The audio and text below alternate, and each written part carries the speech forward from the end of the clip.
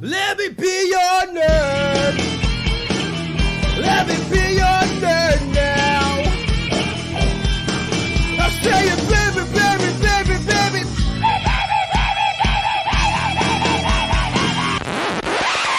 What the hell was that? Welcome, everybody, to the Grizzled Geek Podcast, episode 96. I'm your host, Mike, and today we've kidnapped him from his own podcast, Absolute Geek. We have Matt with us. Say hello, Matt. Hello. Thanks for having me, Mike. Always a pleasure to be here. Hi, a random voice in the background. People are excited you're here. That's right. They should be. Yep, I'm excited to be here.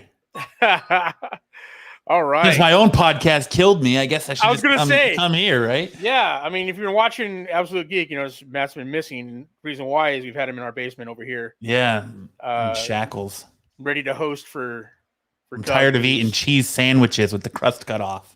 That's our specialty.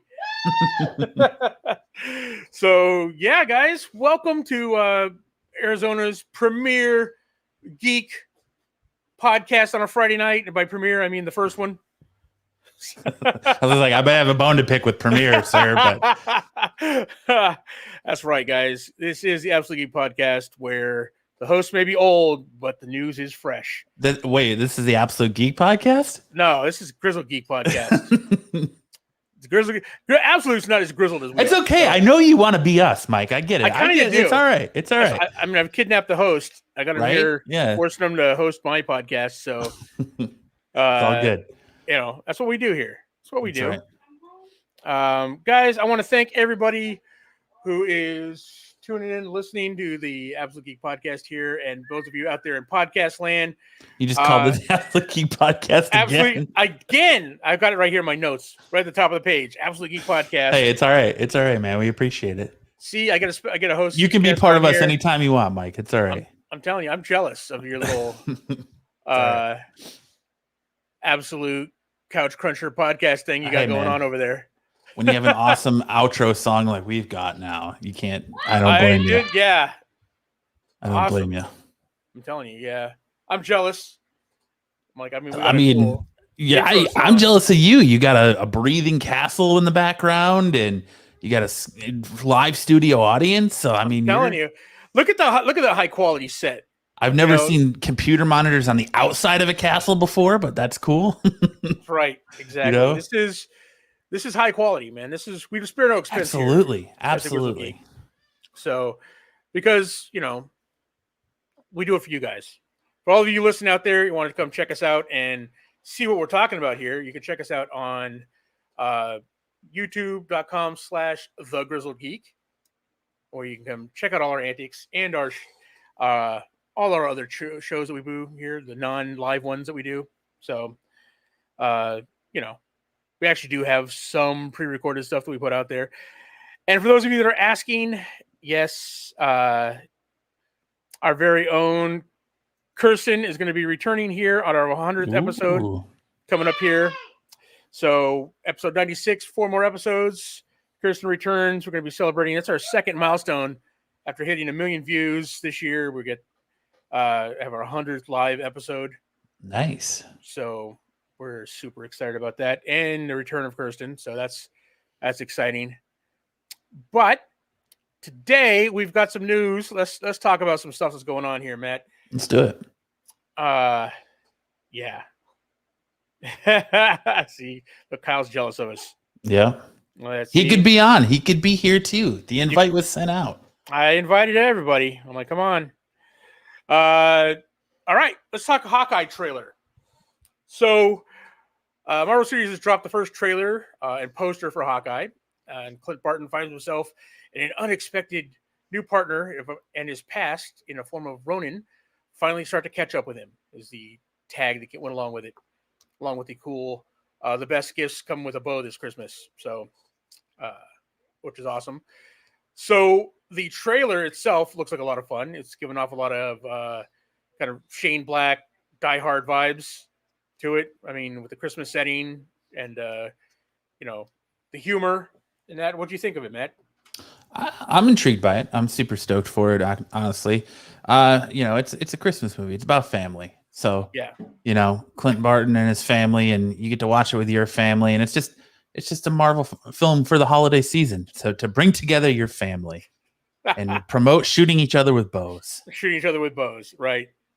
Or spending more time with someone else's kid than your own kid. Exactly. Whatever. I'm gonna put his kid. I mean, in a trailer we see he's put his kids in a car, and then spends Christmas with some stranger kid. Yep. He's like, I was training you to be my predecessor at the beginning of Endgame, but you became whiny because I wouldn't come home for Christmas. So I'm gonna train somebody else now. You're being replaced. Yeah, exactly. You're being replaced. I think it's just laziness. This person's already really good archer, so it's like I don't have to do much training.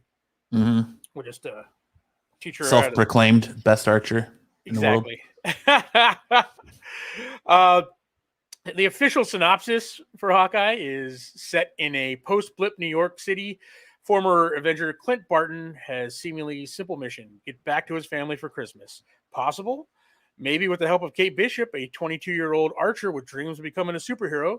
The two are forced to work together when a presence from Barton's past threatens to derail far more than a festive spirit. So, hinting about this, we saw some elements from the Hawkeye comic run, including, we see their dog find. We see the Tracksuit Mafia. We've seen a few things in there that directly from the comics. And one of the biggest rumors out there right now is Vincent D'Onofrio reprising his role as Kingpin in this series, kind of egged on by, D'Onofrio's own cryptic tweets about the subject. We know he's returning as Kingpin. Do you think this is where he's going to do it? I don't know. Like, I think honestly with Spider-Man, No Way Home, and kind of how all the leaks for that are out, and like that's been like the worst kept Marvel secret in cinematic history. Yeah. I think they're kind of playing defense with a lot of everything they have. So I think a lot of the stuff they've got with Hawkeye is defensively, and it's going to be fake footage that might not necessarily be in the show, or they're going to spin. So I don't know if I would take the D'Onofrio rumors with a grain of salt, because I just don't think it fits here. Because you also got to think, we already know Yelena Belova has got to play some kind of role in this after you watch the end of Black Widow, right. And they chose not to show her in the trailer either, and that kind of had everyone up in arms, like, where is she? Why isn't she here? We already know she's coming. What's going on? Yeah. So I think they're kind of playing. They're kind of giving you that, hey, we're going to get you excited. And I think What If right now has a lot to do with that too, because What If isn't being well received from the community as much as the movies are, and like Loki and the other shows. What If doesn't seem to be as well received. So I think they're trying to re-engage and re-energize people for this stuff. So I think if the D'Onofrio stuff, it's going to happen. It's going to be a huge surprise, but I don't think it's going to be something that's going to, I don't know. I wouldn't necessarily say it's not going to happen, but I don't see it necessarily happening in this series right now. In Hawkeye, yeah. Very well. And if it does, I will say this: if it does, it'll be kind of like an end credit stinger or something like that. He won't play a major role in this, right, at all. But because it doesn't, I mean, it doesn't fit. Where would him reprising his role fit in this? Yeah, like it would make more sense to, like, everyone's expecting that now, the big Spider-Man Far From Home is going to be Norman Osborn, or not Far From Home, but No Way Home. Yeah. Norman Osborn's going to be sticking around, and that's going to be moving forward. We've heard that rumor that Norman Osborn's going to be the big baddie moving forward on Earth, and then they're going to move to their galactic phase. But what if it's D'Onofrio? What if the end credit scene is D'Onofrio as Kingpin at the end of No Way Home? No Way Home. Yeah. Exactly, because I can't see like Norman Osborn. I can't see him sticking around. I think it's more likely that D'Onofrio would, just because we know he's excited to play the role, and we know he's coming back. So, all right. You mentioned What If not being as well received as some of the other Marvel shows. Why do you think that is? I just think it's I think it's just rehashed, regurgitated subject matter. Yeah, we're doing it in a different universe with different outcomes, but I don't think it's that much of a difference to really make people care. Like the biggest change on it was the Marvel zombies, and everybody's looking for the Marvel zombies. You get that episode, and it's like, meh, okay.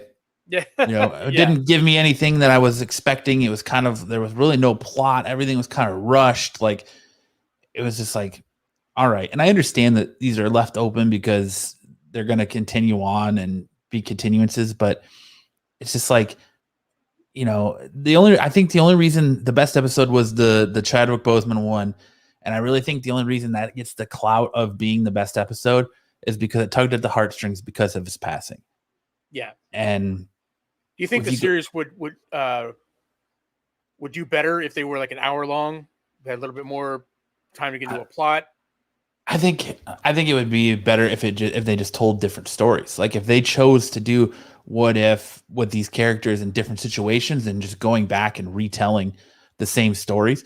Like the Peggy Carter episode, the Captain Carter episode, it wasn't that much different from what actually happened with Steve Rogers. Just instead, he gets shot and lives, and then becomes the first Iron Man. Like, it's like, all right, you're given something. It just doesn't feel like it's different enough to matter. Like people are just like, we've seen this before, so right. It just feels like a rehash of content you've already seen. True. It's like putting lipstick on a pig, See, I kind of like, one of my favorites, I think, is the Doctor Strange one. I think it's because the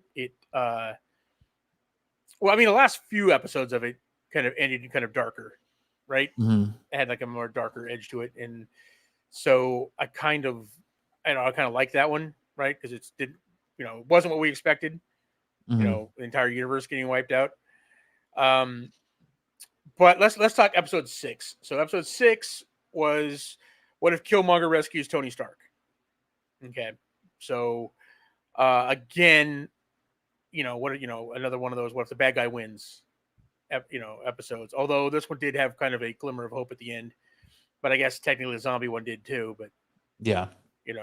But what'd you think of this episode? I mean, I know we're again, I didn't really care for it. Like I'm not enjoying What If really at all. Like I watch it because I have to talk about it on Friday nights. That's right. It's the only reason I'm continuing on with it. But it's like I was saying, it's kind of the same thing. Like Killmonger, all right, you're giving him a different situation where he saves Tony Stark. Tony Stark never becomes Iron Man, but Killmonger still has that same MO. He's still got the same, the same drive. He's still got the same path. So it's pretty much just watching Black Panther over again with a couple of plot points changed where he saves Tony Stark, and then gets Stark's technology, but there's not that much of a difference.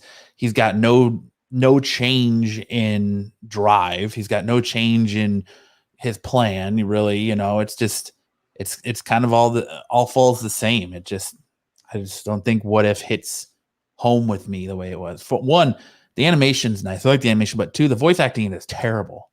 And especially the points where times where you're watching it and their lips aren't matching up and you're like, or they're just not like, they're like phoning in their performance. Yeah. And it's the actors that they got back to do their own voices that are not as good. I mean, some of them are fine.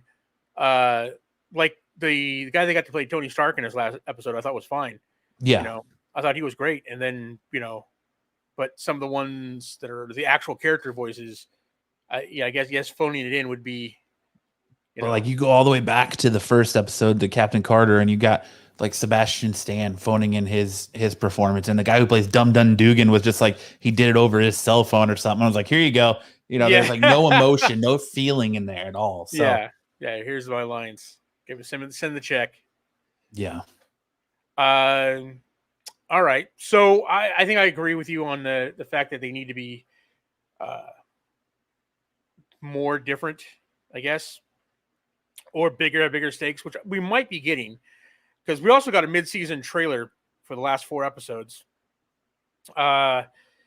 And the official teaser trailer said, quoted, witness the biggest heroes of the multiverse as they navigate alternate realities on a collision course towards an unforgettable finale. And it looks a lot like the episodes are going to assemble many of these characters that we've seen in these episodes in kind of like a multiverse Avengers kind of thing. We've already seen the demonic Doctor Strange and what they're calling Party Thor. You appear to find themselves in the Marvel Zombies world. And then we looks like the big, cliffhanger with Ego and Peter Quill is going to be revisited, right? And of course, we're going to get Captain Carter again in this. Now, this is something different than normal What Ifs. I mean, I grew up on What If comics, and I love What If comics, right? But I think they were able to tell a longer story in the comic form and go crazy with it, with the What Ifs. This is something weird where they're going to kind of combine multiple What Ifs into a coherent storyline. So kind of curious. I mean, I agree with you. If the quality would have been better, I'd be a little more excited about it. But I am kind of excited about a different direction, right? Not basically, it's not a retelling, slightly different retelling of a story we've already seen, right? We're going to see some, these team ups that are going to be, kind of strange. What do you think about the mid-season credit trailer? I mean, I don't want to get too excited because I was excited for What If to begin with, and then just the first couple episodes have been not to my liking. But I mean, if the payoff is big, then I'm down for it. Like I could have a completely different mindset at the end of the series or the season. But it's just like I sit back and I think, what if they could have went anywhere with this? It's what if they could have taken these characters in any direction they wanted. They didn't have to stick so closely to the original. Like, how crazy would it have been if Steve Rogers dies and Captain Carter's whole thing is just to avenge his death, and just all this other, the other stuff. And okay, the Chadwick Boseman one pulled at the heartstrings if he went into space instead of Peter Quill. Right. All right. But then just the ones after that, like even like the Hank Pym one, where if they would have showed like if his wife becoming a zombie beforehand and why he was so mad when he's trying to kill the Avengers, I think that's such a better story than just why all of a sudden is Hank Pym trying to kill the Avengers for, Right. It's like a lot of these, I try to watch the show, and at times like I find myself checking out. I'm checking my phone, I'm listening to it becomes background noise.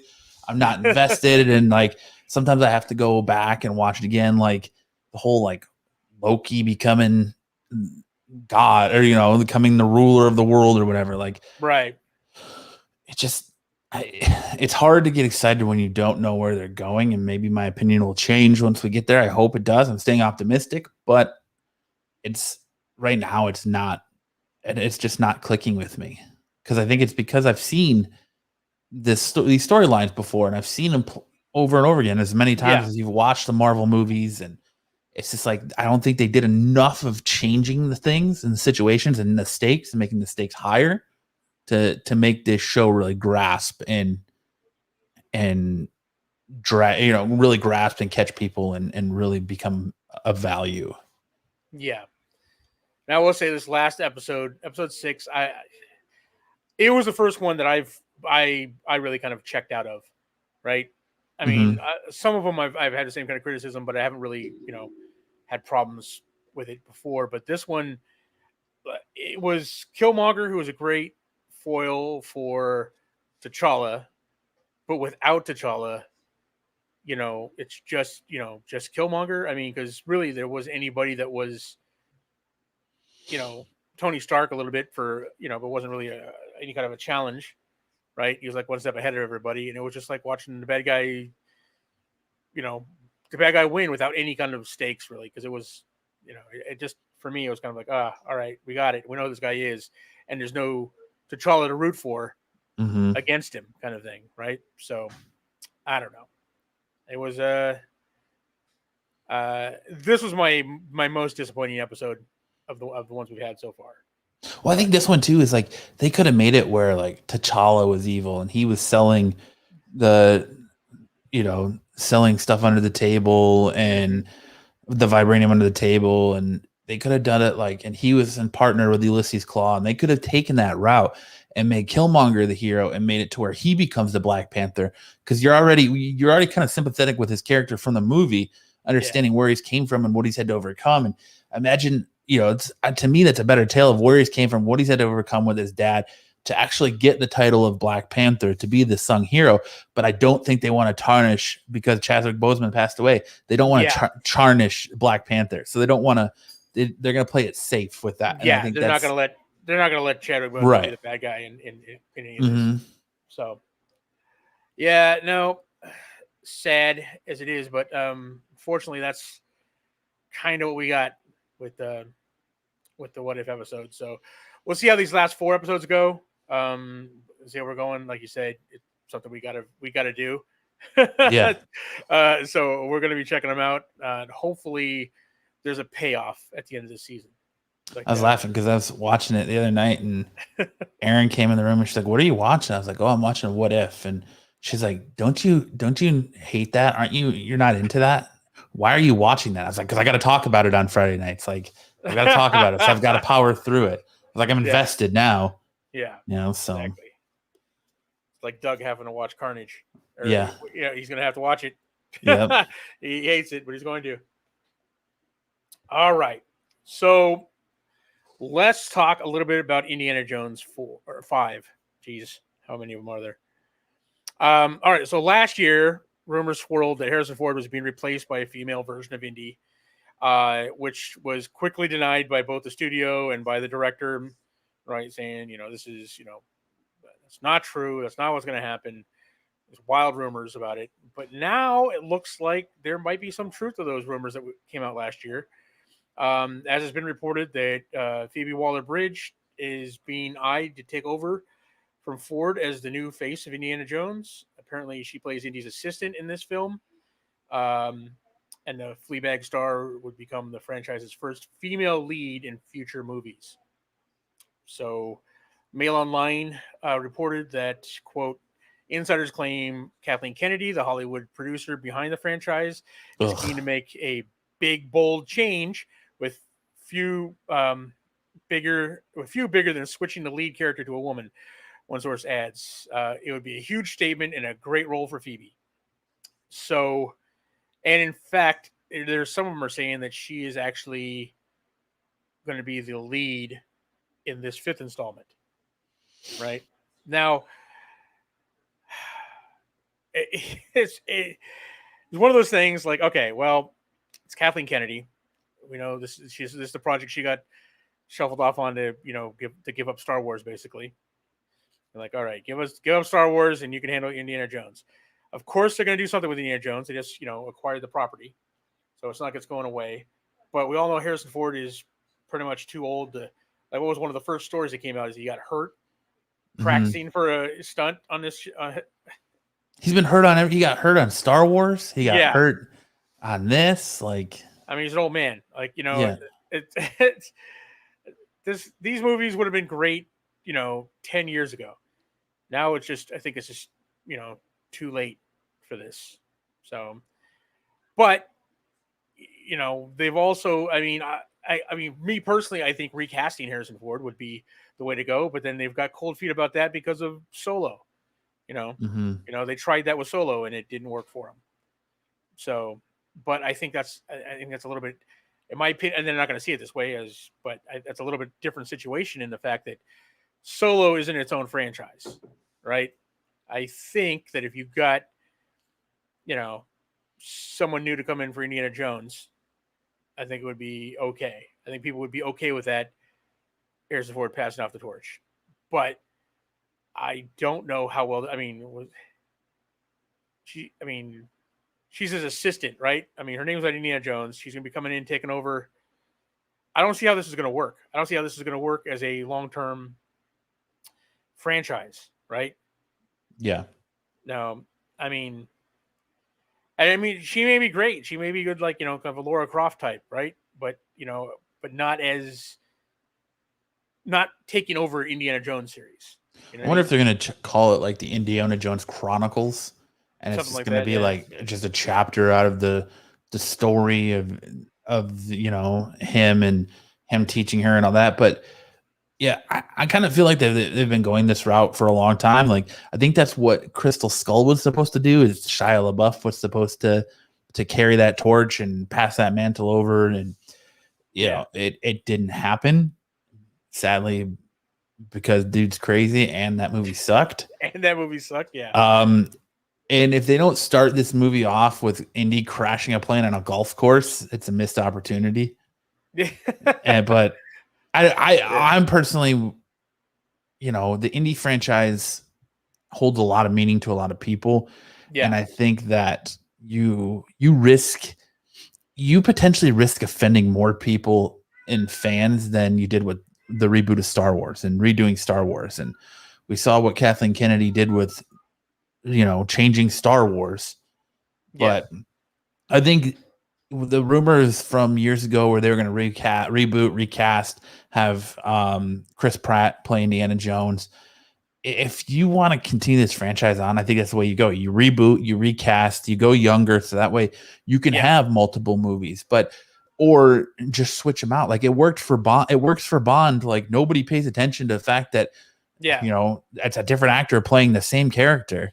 Why can't it work for Indiana Jones? But I think you gotta go. I think the way to go about that is the right actor for the position. Right. And I think like Chris Pratt is one of those guys that would kill that. But I just think that that's the way you got to go. I don't think there's a passing of the torch.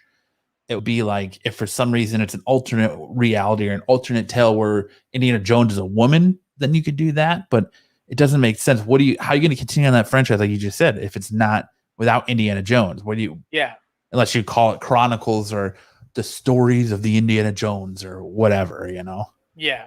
Indiana Jones Diaries or whatever it is, Or like that TV series, Young Indiana Jones, which has some actually good episodes in it. I actually didn't mind that. But yeah, I mean, it doesn't make any sense. Like, oh, it's the continued adventures of Indiana Jones' assistant. Yeah, you know what I mean? It doesn't make any sense to me. Right. But then again, it does also sound like something Kathleen Kennedy would want to do. So it should be he crashes a plane on a golf course, and now he's getting out. He finds a ship, and then the ship door falls on his leg and breaks it. So now he's in a wheelchair, and he can only he's got to become Oracle, and he can only direct her via walkie-talkie, and she's got to do everything. Then you can keep it going because Indiana Jones is still a part of it. But if you're going to write him out of it completely, and she's got it'll be something stupid where it's like he's like her illegitimate daughter or something, and it kind of like the Shia LaBeouf thing where that was his son. Yeah, it's like okay, whatever, Yeah. Not excited about it. But it's just funny how adamantly they denied these rumors a year ago when they came out, and then, as usual, when something like that happens, there is look, there's some truth to that. Somebody just got the information out a little too early.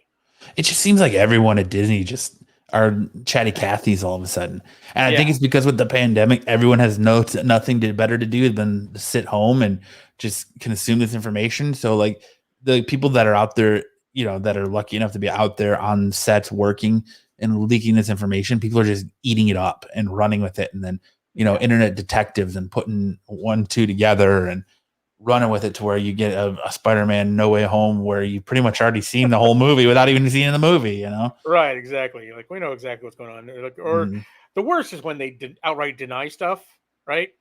I mean, it's one thing to say like, all right, yeah, I can't really talk about it or whatever. or you just don't address the rumors online. Like that was a thing back in the day, right? You just don't address them. Right. But when you come out and outright deny stuff, and then it's a bad look, right? I mean that's what happened with Kevin Smith, right? And I was a big. I know you're a big Kevin Smith fan. You know, when that first came out, I'm like, I was like defending him. I'm like, look, he's flat out denying this, right? Yeah. I trust in Kevin Smith. Fucking, he says this is what's going to happen, and then it turned out he lied to us. So we were like, oh wow, I did not see that coming. That I was blindsided by that. It's just a bad look, and I understand why, right? I mean, you got to try and keep these things under wrap, but I think it's better to just not address them than it is to just outright lie. I mean, well, at some point, what is it that you're calling your audience stupid? Like, Andrew Garfield going on, I think it was either Jimmy Fallon or Jimmy Kimmel, and saying, oh, well, I've seen the photo of me in the spider suit from the alleged No Way Home scene, and that's not me, it's photoshopped. It's photoshopped. Dude, if it comes out that it is him, it's like, why do you gotta lie? Disney and Marvel should just be like, all right, cool, let's drop this other trailer and show them. Everybody's already on to us. Let's steer into the skid instead of no, we're trying not to outright lie about it. We're gonna bring in all the bad guys from all the franchises and not the Spider-Man. Right. Yeah, I mean that's gonna happen. That's right. So I mean, it's the worst kept secret right now. I mean, I understand not saying it, but come on, outright denying it is just a bad look. Yep. All right. Well, guys, that does it for our regular stories. And now on to our smaller stories, our Geek Bites, our Nerd Nuggets. All right. We'll kick this off here with Shang Chi and the Legend of the Ten Rings continues to exceed expectations at the domestic box office, hitting 150 million. It's only the fourth movie in 2021 to achieve that impressive feat. And that is impressive in the pandemic era of box office, but it's behind Quiet Place 160 million, F9 173, Black Widow 184. So with no competition until October 1st when Venom comes out, it looks like it'll probably overtake Quiet Place 2 and F9 and just fall short of Black Widow is what they're saying. Now, again, these are impressive numbers for the pandemic era, but the cost of this movie, it's going to need to make 300 million just to break even. And and it doesn't even have a release date in China, whether we don't know what's going to come out in China or not. So, what do you think of these numbers? I think for where the world is right now, they're good. And I think they were good enough for Sony to turn around and go, look, you can do this. People want to go to the movies. So we're not going to release any of our stuff VOD. We're going to go to theaters. And even if they have a shorter theatrical window, I think that they still see that people are clamoring to get out to the theaters. Like, I've been to the theaters. I went and saw Free Guy. I went and saw Shang Chi, and like people are going to the theaters. Like Shang Chi was sold out. Yeah. Like if people aren't acting as feared as it was before, so they're going to the theaters. People are still clamoring for that. Like we sat here and speculated all last year, our theater's going to survive. Our theater's going to survive. Our theater's going to survive. Some of them didn't, but there is still that love of the theater, the cinema, and people want to go for that. So I think those are only going to get better and better. So I mean, it's encouraging, but I think that we're also in a world where VOD is a medium that you can't ignore. Right. You can't ignore that the people who don't want to go to the theater can't be ignored any longer. So you got to kind of have to cater to both. So I think you're going to see a lot more of the 45-day release window in theaters before being on VOD or whatever it is. But I think it shows you that those movies can still thrive. And I think it shows that everyone who is panicking about Black Widow didn't do this, Black Widow didn't do that. Well, I think it shows you that Black Widow didn't do that because the movie sucked. It's because it was the movie, not what people were doing. Yeah. it was because the people are like, again, we're like, why did we didn't need this movie. It wasn't like, Rogue One, where you walked in and they're like, I know everybody's gonna die, and you walked out of there like, oh my god, I didn't know I needed to see this movie. Like, this is the Star Wars movie I didn't know I needed. Right? Yeah. They could have done that with Black Widow, but they didn't. So I just think you give people something new with Shang-Chi, and people are like, all right, cool, and they're there for it.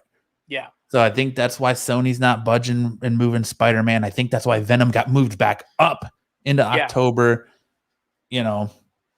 And that's the thing. What people got to understand with the way these movies are being moved around too is that it's because they don't want to compete. You look at it like people are like, oh, they moved Ghostbusters. Yeah, because it would have been a 2 week by week. They would have been competing with week 2 of Eternals or week 2 of whatever movie was coming out in October. So they just had to space them out a little bit. And it's not the end of the world. Like that they move those movies, like moving like Top Gun into 2022, further into 2022, and moving Venom out there, but moving it back. It's like, all right, some of it's knee jerk, but I think Shang-Chi's numbers and all these numbers are going to show that people are still getting ready to come back to the theater. So I think it's good. They're not great numbers, but I think Shang-Chi will make up that ground. Even if it doesn't release in China, I think it makes up that ground when it comes VOD or Disney Plus. I was in Walmart the other day and I saw that Black Widow is already out on DVD, but it doesn't come to Disney Plus until October. So it's like, I think once they get those VOD numbers, it's gonna be it'll all even out. Fair enough. Do you think this will affect budgets?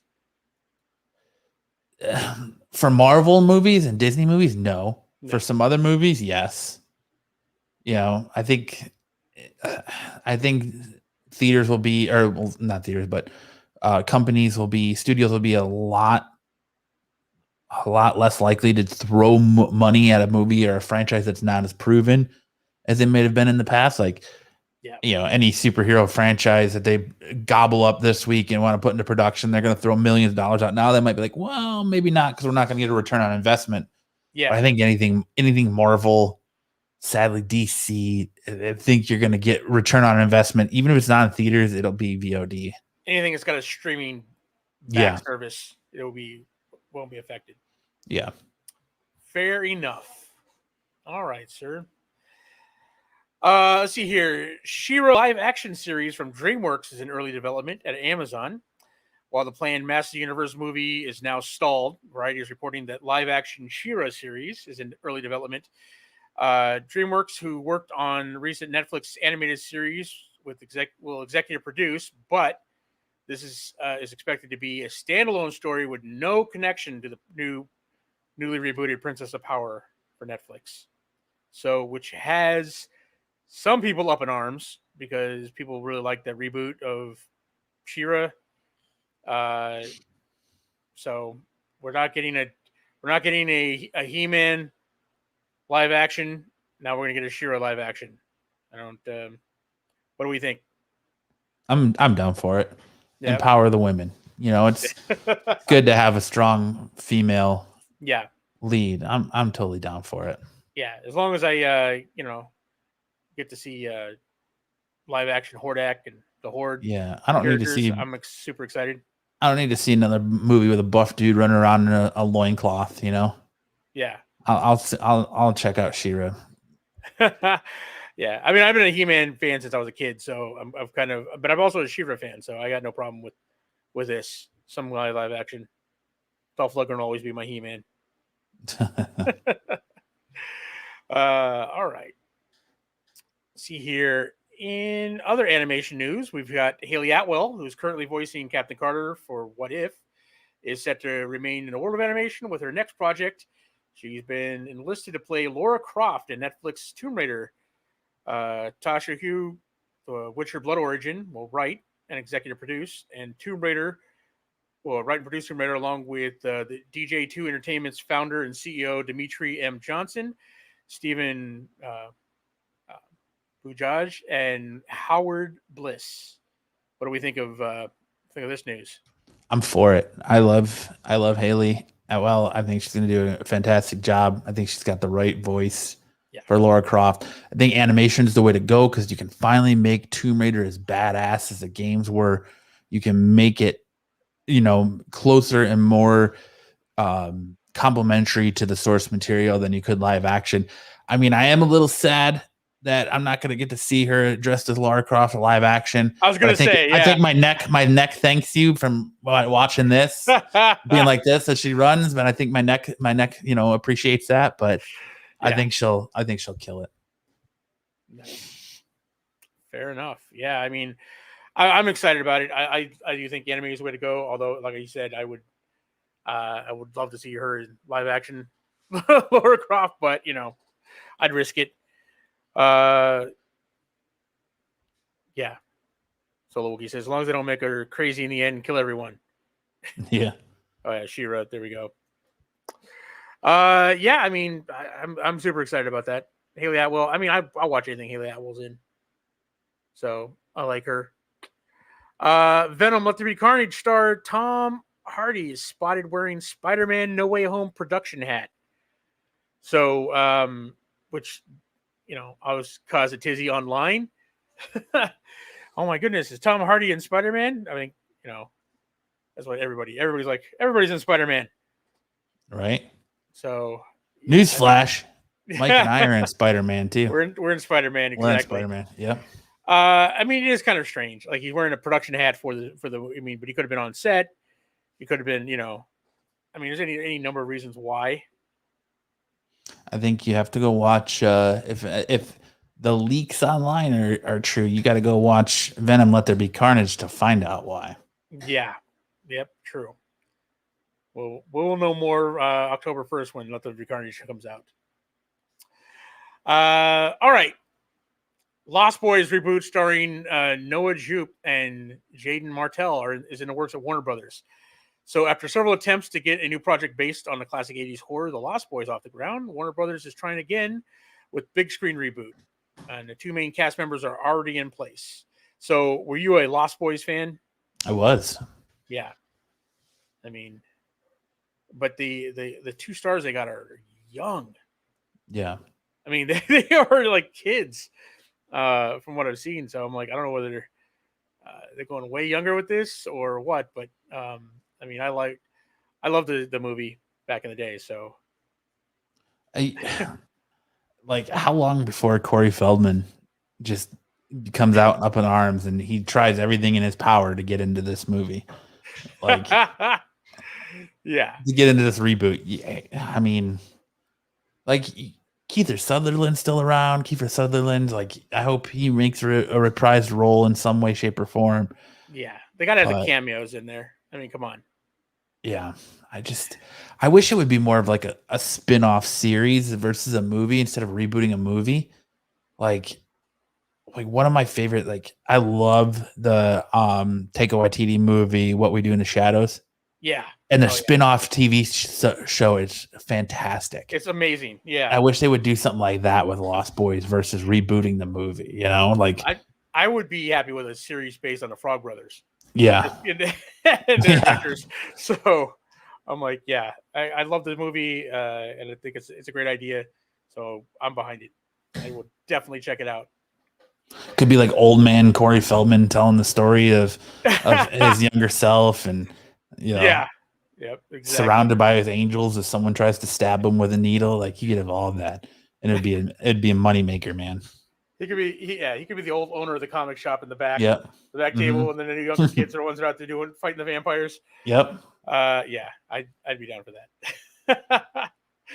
All right. So we got some spoilers from Obi-Wan Kenobi actor Sung Kang from the F9 series.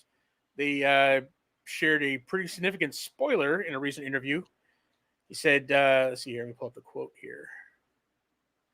He said, my friends and I would play pretend. We would make our own lightsabers out of toilet paper centers and stuff like that, or paper towel, cardboard tubes. But to be able to be on set and see Darth Vader and see Star Wars universe in front of me, I mean, just as a fan, to be able to be part of history is pretty amazing. I kept pinching myself to go, how did I end up here? And my character has a lightsaber to go.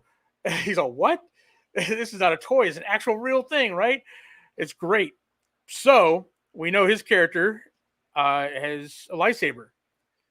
So where everyone was wondering, what's he playing? Is he gonna, is he playing a Jedi? Is he playing, you know, what kind of character is he playing? So we already know that in this series, we know there's going to be flashbacks. So we're going to see a lot of Clone Wars stuff going on in this series. They flashback. Anakin Skywalker is going to be in it. We got Hayden Christensen reprising his role as Anakin Skywalker. We know Darth Vader is going to be in it. Mostly probably in flashbacks, right? As Obi-Wan is pretty much stuck on Tatooine at this point.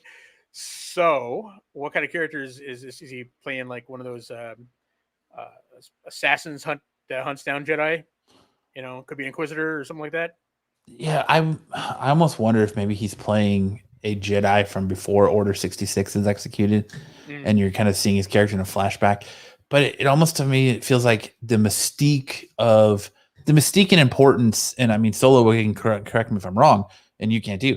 I feel like the mystique and the importance of the lightsaber has been trashed in Star Wars. Like, you see people that aren't Jedi or Sith or Force wielders wielding them. Anybody can wield a lightsaber now. So I think like the news that, oh man, this dude's using a lightsaber is pretty insignificant nowadays in the way that they've taken Star Wars. Like, the lightsaber doesn't have the meaning now that it did previously. Like, it's not like that's true. Like sophisticated weapon that's wielded by Force users. It's not like anybody who finds one on the ground can use one. It's not.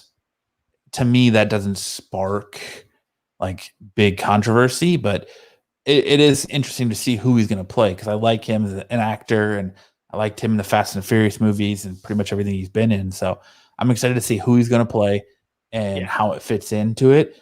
But I still think it's going to be a lot of you're going to get a lot of flashbacks in Obi-Wan Kenobi, and then a lot of him creepily watching a young Luke Skywalker on Tatooine. Yeah, truly. The creepy old guy in the desert. Oh, yeah. Farm that water. Yeah.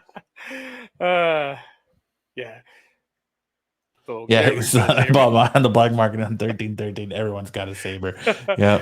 I mean, there was a lot laying around after Order 66, I guess, Like, oh, look at this. Color no longer even has importance. Yeah. That's true. Have you seen the Rey orange Black Series saber that looks like a butthole? No. So I think it's Hasbro released the Black Series Rey saber, and at the end it opens up, it opens up at the end for the like blade to come out, but when it's closed, it looks like a butthole. Like, everyone's calling it the butthole saber. The butthole saber, yeah. That makes sense. Should look it up and have a good laugh when I know. Pull that up. But all right. So yeah, I mean, I'm excited about the Obi-Wan series. I'm excited about pretty much anything Star Wars series wise. I'm excited about Book of Boba Fett. I'm down for whatever they're doing with Mandalorian season 3. The fact that Deborah Chow is in charge of the Obi-Wan series, I'm excited about that. So, I'm pretty much down, especially if it's Jon Favreau, and who's pretty much heading up the TV series end of it. I'm pretty much down for anything Star Wars, which is not something I would have thought, a couple years ago. So, yeah, who would have thought that a couple years ago, you'd be sitting here in 2021 and people are like, oh, another Star Wars movie? No, give me more TV shows. I don't want another movie. Give me more Mandalorian. That's just like, all right, here we are. Yeah, exactly. But, oh, man. All right. Well, yeah, I'm excited about it. I pretty much anything like that. I'm excited. I don't think we'd actually see some of these animated characters come to life so well. Like, Ahsoka Tano, we're gonna see Cad Bane in the Book of Boba Fett. mm-hmm. So there's gonna be some awesome. If you're a Clone Wars fan, which I am, you're in for some exciting times. You get to see, especially in Obi-Wan. I can imagine some of the characters you're going to see from the animated series in that. So super excited. I'm excited about the Ahsoka series. So I'm excited to see Grand Admiral Thrawn. Yes. So live action. It'll be interesting to see what characters from Rebels and Clone Wars show up in the Obi-Wan series if they do. Like, I think if they're gonna move forward with that Ahsoka series the way everyone thinks they are, I think I wouldn't be surprised if you get like Easter eggs for Grand Admiral Thrawn and Kanan and all the biggies coming. Yeah, exactly. It's just a lot of cool stuff. I'm like excited for Star Wars for the first time in a long time. All right, and the last little tidbit we have for today is the return of Walter Goggins, the bad guy from Ant-Man and the Wasp, who plays Sonny Birch, is set to reprise his character in the Armor Wars series. So, again, that's kind of minor, but we also had the idea that he was working for. I mean, he went out of his way to try and get that, that technology. We also kind of hinted to the fact that he worked for someone bigger. Yeah. So maybe we'll see who he's actually working for at this point or what's going on. But he was more of a comic relief character in that series, in that movie. So we'll see. Armor Wars is going to be weird. I love the Armor Wars comic book run back in the day when Tony Stark was trying to get all his technology back. But now they're kind of replacing him with Rhodey on War Machine. I'm kind of curious. I mean, are we going to see the Crimson Dynamo? We're going to see Titanium Man. We're going to see any of these other armored bad guys from Armor Wars in the comics, or is it just going to be one of those? It's using the name Armor Wars, and it's going to be, doing its own thing. I kind of wonder if Armor Wars is going to be someone is stealing Tony Stark's technology, and Rhodey's going to try to get it back. And that's the angle they're going to go with it. Either way, I mean, Don Cheadle's going to be in it. He's attached to it as Rhodey. It's going to be a massive series because, I mean, who else can only appear in 5 minutes of a show and get nominated for an Emmy Award? So, Don Cheadle's the man. No one can do what Don Cheadle does. Don Cheadle got robbed, man. He should have had that Emmy on his shelf right now. He's going to kill that show just because his name is Don Cheadle. Exactly. Don Cheadle, so talented.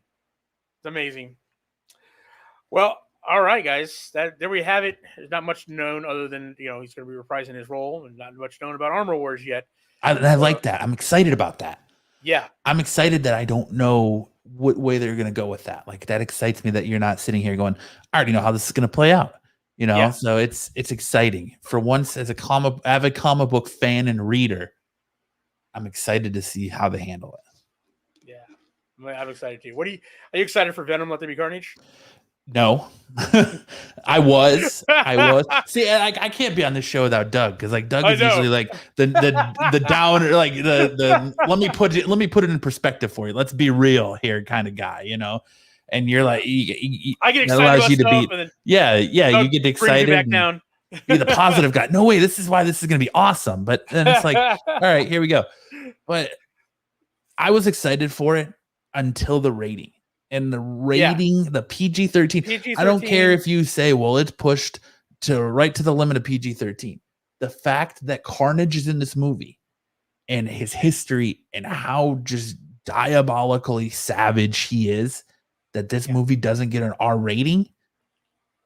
And they show Deadpool 1 and 2 show that R-rated superhero movies will still sell. I can't tell you how many parents took kids to see the Deadpool movies. Even in R-rated Deadpool movies. It's gonna sell. Like, I think would totally sell. This should have been a horror movie. This should have been just gnarly. This should have been like to the point where the violence is so bad it almost makes you uncomfortable. And absolutely. The fact that it's 90 minutes long and it's PG-13, I'm just kind of like, what are you doing? Right. You have the potential here. Against all odds, Venom turned out good, and made money. And then now you got a sequel to that, like pretty much the only solo successful Sony verse movie, and then you're going to do this to it. I'm like, yeah. See, I think they did this so wrong. And like, if I was the head of Sony Studios and had these properties, I would have given up whatever Marvel wanted. Hey, we need him in the Spider-Man movie. What's it going to take? What is it going to take to get him in there? The symbiote, the black suit Spider-Man. This is what we want. Cool. Yeah. All right. So we're going to introduce Eddie Brock in Spider-Man 2. So we're going to do the black suit stuff. We're going to introduce him in Spider-Man 2. He's going to be, we're going to see him go through this roller coaster of his life, play out in these Spider-Man movies. And then we're going to adapt Donny Cates' Venom run to a movie for the Venom solo film to be Eddie Brock's redemption, because you're going to see him do this, the hatred for Spider-Man and everything like that. And then his solo films are his redeemer. And it would have been so much better than what they're trying to do now, because even now, if you go back, what relationship does Venom have with Spider-Man? Why does he hunger for Spider-Man? Because that's the whole thing with Spider-Man. Is when the symbiote attached to Peter, he liked the additional power he got. He craved it. That's why he looks like he does. Right. That's why he has Spider-Man's eyes. Yeah, and that's why he had the web abilities for the longest time, and he had the Spider-Man abilities. He adapted them. And when he went to Eddie, we've seen it play on the comics. Whenever he attached to Eddie, his main goal was to always get back to Spider-Man, always get back to Peter Parker. Eddie was kind of just a throwaway. It was a vessel for him to get back to what he hungered for in the powers of Spider-Man. And then along the way, it became, he attached to Flash Thompson, and he that changed and pivoted to where it allowed Eddie to redeem himself. Yeah. But it's just like, I think there's so much left on the table in the cutting room floor by the way they're doing this, because making it a buddy cop movie like they did the first one, in that relationship with Eddie Brock and Venom, the way it is, it just doesn't fit. And now if the rumors are true, right? And if the rumors are true, and they're going to try and smash this together to get that confrontation between Spider-Man and Venom, what's there? Why are we invested in this confrontation? What happened in that relationship that brings this all together? And I think they're going to be scrambling, and it could potentially going to end up being a sorry storyline that's going to hurt the movie moving forward. Their Spider-Man universe moving forward, if it's not done right. Yeah. So, no, I agree with you. So, well, folks, there you have it. All the nerd news you need for the week. Join us again next week. Doug will be back. Will be our episode 97, countdown to 100, or count up to 100, not down. But we'll be back in Friday. Our over on our other channel, Grizzled War Master, coming up at 7:30 is going to be our gaming. Talking about Age of Sigmar, Podcast to Glory is going to be over there. We're going to be going over the new Cruel Boys Battle Tome. We're going to be going through that. But if you want to continue on with the geek stuff, Matt, tell them where you're going to be. Yeah, you can catch us right after, 30 minutes after this show over at youtube.com/Absolute Geek Podcast. We go live there. Me, Lance, Jay, Everett, Max. We have a special guest. Stumbling Jedi is going to join us tonight to talk about Why the Last Man. So we're going to have a good show over there. But I want to say real quick something to your listeners here. I know you guys got a lot of listeners that listen to you audioly. Let me tell you, you want to come to this show Friday night, 7 o'clock, or 6 o'clock. Sorry. Friday night, 6 o'clock, to see Mike's beautiful face and Doug's sexy knees. If you guys are not watching this show live on YouTube, you are missing Doug's sexy knees. You guys are missing out on half of the beauty of the Grizzled Geek. So I'm going to say, come over. I know it's only an hour. Come over Friday nights, 6 o'clock Mountain Time. Check out Grizzled Geek live on YouTube, because these are some sexy devils. And Doug's knees, it's just, they are glorious. We make shorts just for you. Yes, they are glorious, and their glory needs to be witnessed with your own two eyes. And like Solo Wookie said here, he loves Doug. He keeps shit real. Look at that. Yeah, there you go. All right, guys. Thank you very much. Be sure, reminder that our 100th episode, we'll see a return of Kirsten here. So that's exciting. Do you guys got big things planned for it? we're gonna have we're kind of gonna have a big celebration, kind of like we did for our 1 millionth episode. Okay. So yeah, you guys, if you want to come back on, Heck celebrate yeah. with us, you're Heck yeah, more than man. welcome. Always. All right, guys, we'll see you again next week. Be sure to check out the Absolute Geek Podcast or over at the Grizzled War Master. Links to support the channel are down below, and share with your friends, and Keep on geeking on. Keep breaker. We're just gonna be this hodgepodge of one big massive podcast. There you go. All right, guys, we'll see you. Bye. Later.